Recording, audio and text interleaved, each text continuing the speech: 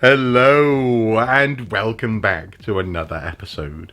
Indeed, welcome back to a room I have not filmed in for quite some time, the guest bedroom. For the purposes of this YouTube channel, this room has always been the space I come to play my retro video games on the Mega Drive, the N64, and then when I acquired my brother-in-law's SNES on that console too.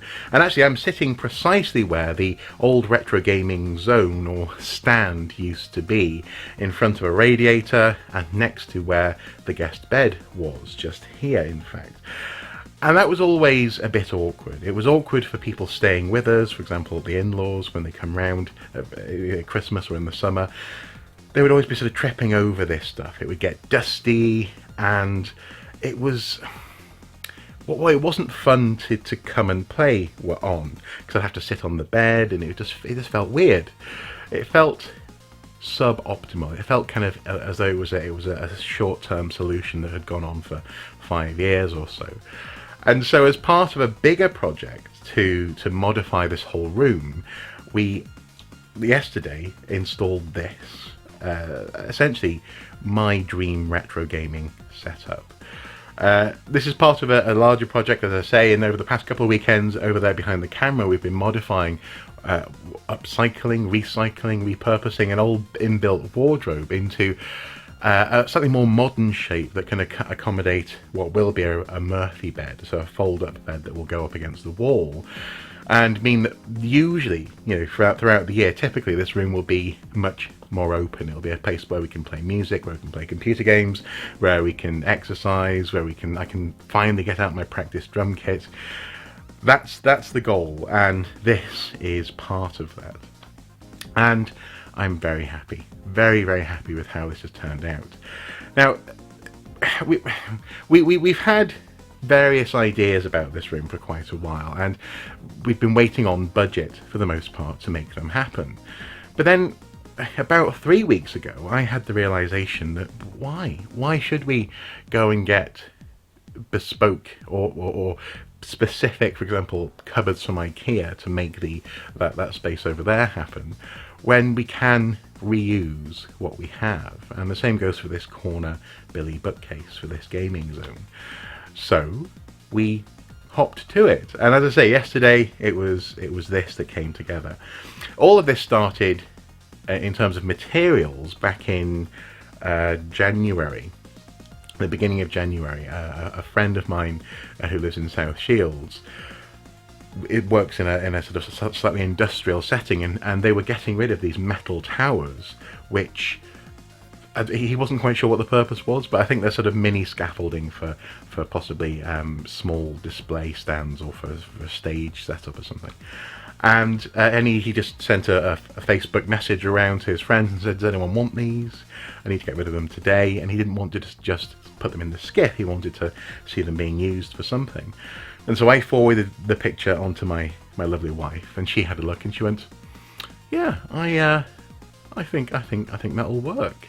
And my suggestion was using them like this as a couple of tower shelf units in a slightly sort of 90s chic sort of way, the sort of thing that you might have seen in a 90s computer game store at one point, or latter day game station or something like that, to store the mainstay of the games that hitherto have been living in the drawers in the guest bed, hidden from view, and again an impediment to actually using them. In this setup they're actually useful. I've used, for the shelves themselves, I've actually used bits of the leftover doors from the wardrobe setup and glued them to the metal frames, because the frames are very chunky, and I couldn't be bothered drilling through each and every one, 4 holes for each shelf in the steel. So I figured a good strong multi-purpose industrial glue, which was quite smelly, is enough for our purposes. And so all the way up to the top, when we have a square shelf at the top of each one, I basically repurposed the leftovers from that project for this.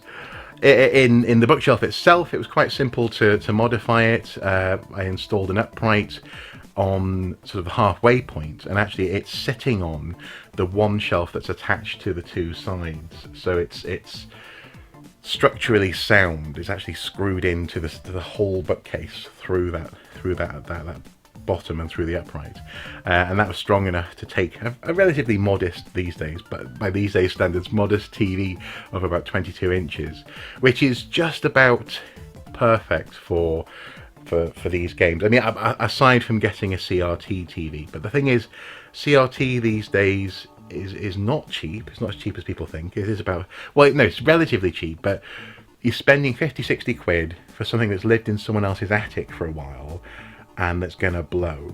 And so when I get a CRT TV, I want to get one that's been looked after, and one that I'd like to have probably a flat screen CRT, so a very late 90s, early 2000s model. That would be perfect, and hopefully it would still be able to do things like I don't know, light guns, for example. I'd love that. But anyway, for now, this TV is perfect, and it sits beautifully as part of this unit. Internally, it was a case of drilling a series of holes using a stepped drill bit to make it so the wires could run up and down inside the bookcase, with one exception. The N64's power connector module thingy and the plug are one big piece. They cannot be taken apart. I didn't want to replace the plug or anything like that, so I drilled a slightly bigger hole for that to go out of the bookcase and then back in again. But everything else just goes up and down through the shelves there. At the bottom, we placed the SNES, and actually the placements of the consoles is basically by wire length. So the SNES could sit at the bottom quite comfortably. In the middle, we have the N64 and the NES Classic Mini, which again is perfect because actually with its relatively short length of controller cables, I can sit on the floor here and play, and it just feels so good to be doing that, sitting on the floor playing on the TV.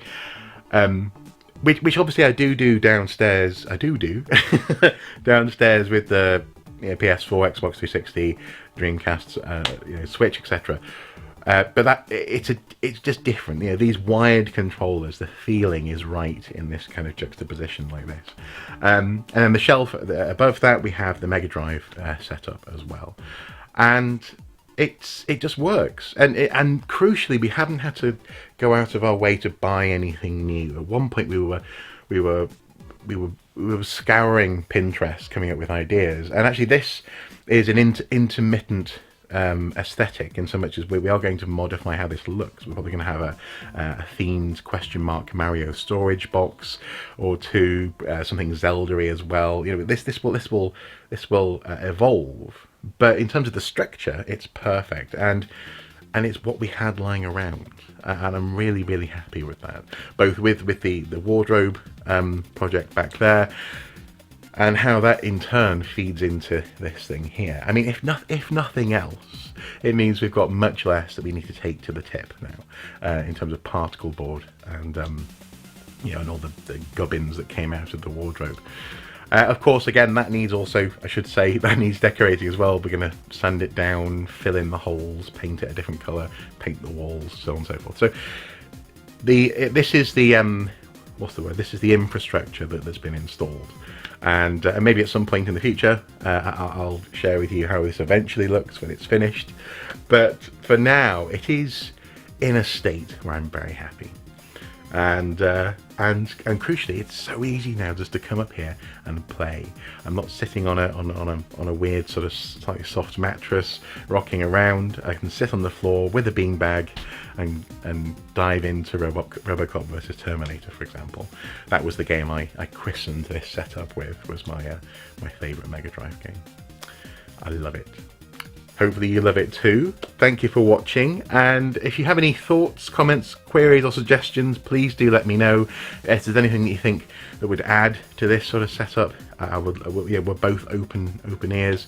One thing we are going to do actually is put a storage and sort of almost like a reading bench sort of setup in front of the window over there, so So we'll have extra storage for accessories and other bits and bobs, but yeah, that'll be quite pleasant as well, being able to sit there and look out the window and read a book. And yeah, so the guest bedroom is getting closer to being something which is a guest bedroom, and more to the point, like a fun room, a rec room, a music room. You know, a room that we've wanted it to be for quite a while.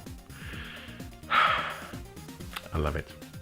As ever, guys, until next time, do take care. Bye bye.